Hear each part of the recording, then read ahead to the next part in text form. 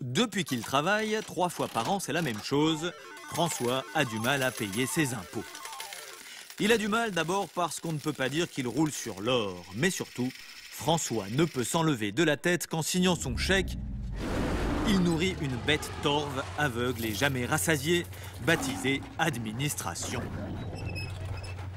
Bon, quand on y réfléchit, cette bête torve n'est jamais qu'un des nombreux clichés qui traînent sur l'administration.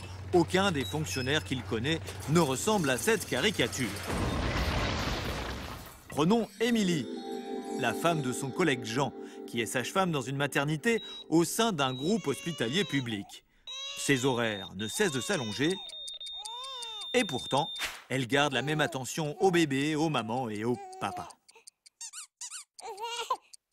Il y a aussi son copain Eric, qui bosse à Météo France et qui, en dépit de ce qu'a pu raconter le Premier ministre, avait bien prévu la neige cet hiver.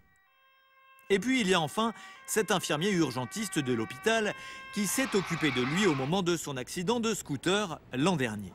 Alors qu'il le remerciait pour la qualité de l'accueil et des soins, cet infirmier avait répondu « Profitez-en, ça ne va pas durer ». À la pause de midi, le lendemain, François en avait discuté longuement avec Julie, la déléguée syndicale FO de sa boîte, tout ce qu'il y a de privé. Julie avait alors sorti le livre noir de la RGPP, la révision générale des politiques publiques. Ce document, édité par Force ouvrière, démonte la fable qui consiste à nous faire croire qu'on peut faire aussi bien, voire mieux, avec moins de moyens. Le non-remplacement d'un fonctionnaire sur 2 partant à la retraite va par exemple conduire à la suppression de près de 400 000 postes d'ici à 2013.